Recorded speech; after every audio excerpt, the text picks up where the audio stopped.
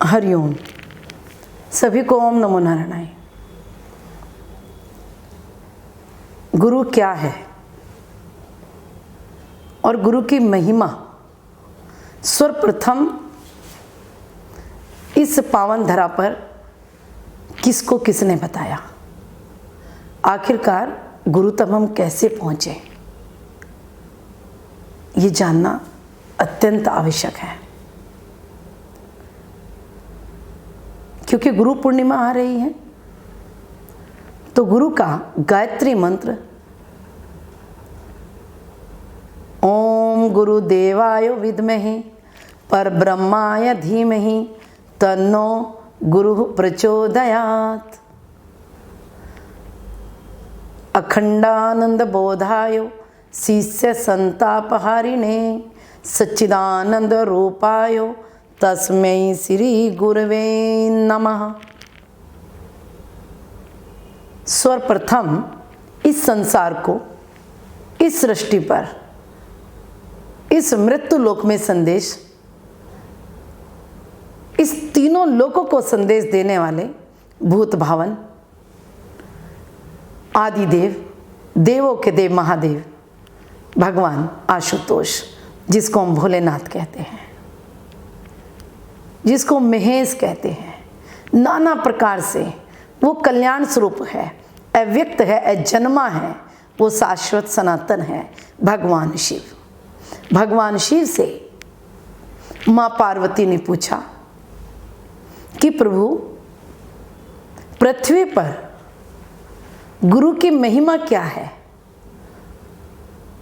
लोग गुरु को कैसे मानेंगे, लोग गुरु को कैसे जानेंगे। मैं उसे सुनना चाहती हूँ, मैं उसे जानना चाहती हूँ, मैं उस दिव्य वाणी को आपके श्रीमुख से मैं इसका रसास्वादन करना चाहती हूँ। तब भगवान शिव ने, भोलेनाथ ने शिव पुराण का में बड़ा ही सुंदर गुरु और शिष्य की परंपरा और गुरु शिष्य पर बड़ा ही सुंदर उसमें ज्ञान भक्ति वैराग्य भगवान भोलेनाथ ने माँ पार्वती को सुनाया, जिसको हम गुरु गीता कहते हैं। कहा, हे पार्वती, पृथ्वी पर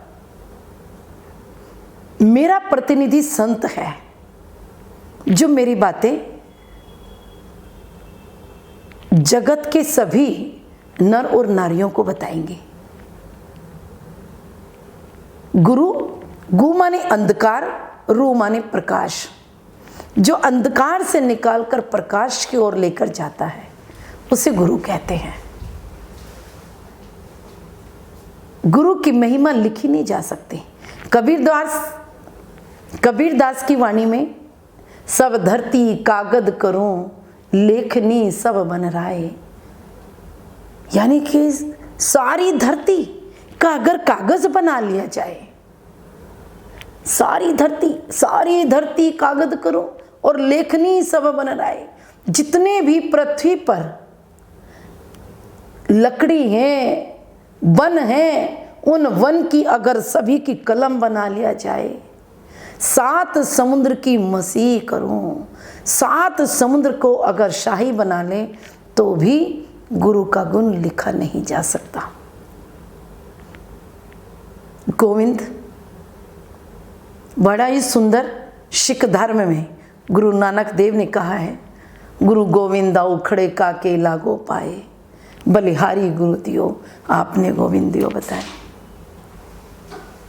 इतना दिव्य भगवान शिव ने कहा कि गुरु पृथ्वी पर एक ऐसा प्रतिनिधि है कि जो मुझ तक पहुंचने का मार्ग बताएगा, भगवान तक पहुंचने का मार्ग बताएगा, और उसको मैं चुनूंगा, जो कई जन्मों से जिनकी कोख में वो पलेंगे, कई जन्मों का पुण्य प्रताप रहेगा, तब माता पिता की कोख से जन्म एक सन्यासी लेगा।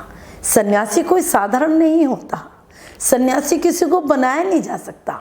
डॉक्टर, इंजीनियर, प्रोफेसर, अन्य चीज़ों को बच्चों को शिक्षा देके बनाया जा सकता है, संत नहीं बनाया जा सकता। संत तो कई जन्मों का माता पिता का के प्रारब्ध रहते हैं, कर्म रहते हैं, और जीव के सोम के कर्म रहते हैं। पुण्य रहता है, प्रताप रहता है, साधनाएं रहती हैं, अनंत यात्राएं रहती हैं, जो उनको पार करके वो एक दिव्य कोक को धारण करता है, और वहाँ रह करके फिर जब बाहर आता है तो उस जन्मा, उस शाश्वत, उस सनातन, उस भगवान शिव की आराधना में लग जाता है, और भगवान उस पर कृपा करते हैं, और भगवान उसे अपने मार्ग पर उसकी बाह पकड़ करके लेकर चलते हैं, और उसे हम लोग साधु कहते हैं, संत कहते हैं, ऋषि कहते हैं, मुनि कहते हैं, फक्कड़ कहते हैं, अलमस्त कहते हैं, अवधूत कहते हैं।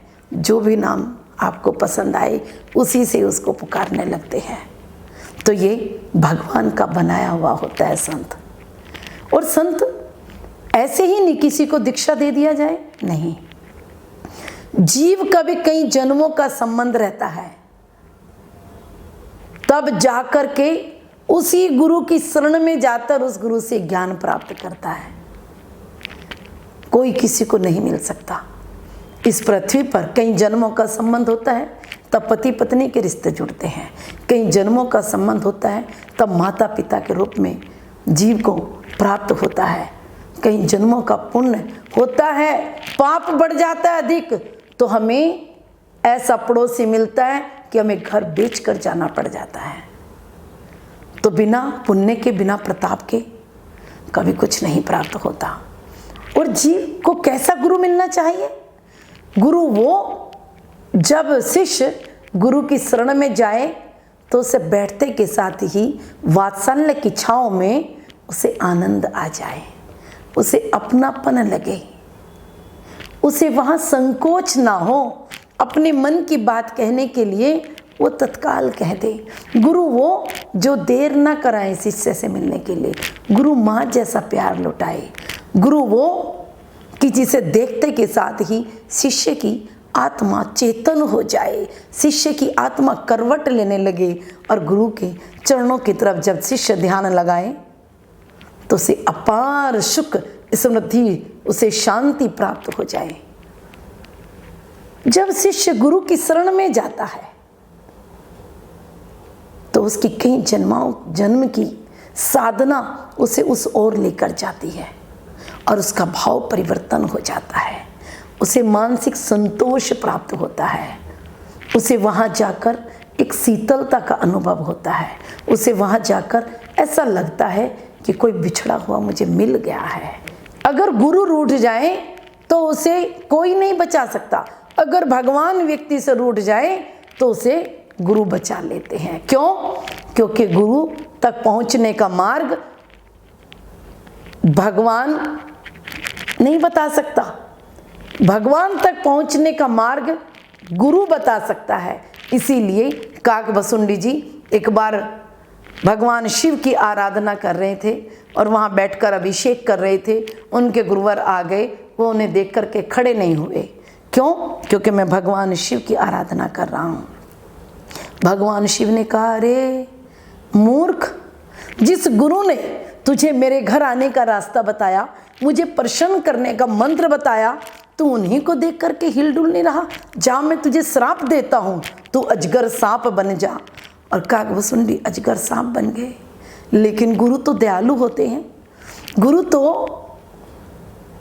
मक्खन से भी ज़्यादा दयालु होते हैं, गुरु तो सरल होते, जल से भी ज़्यादा सरल होते हैं, गुरु धरती से ज़्यादा धैर्यवान होते हैं, गुरु विष्णु से ज़्यादा सुंदर होते हैं, गुरु तो शिव के जैसे कल्याण स्वरूप होते हैं। इसलिए गुरु को शिष्य पर दया आ गई।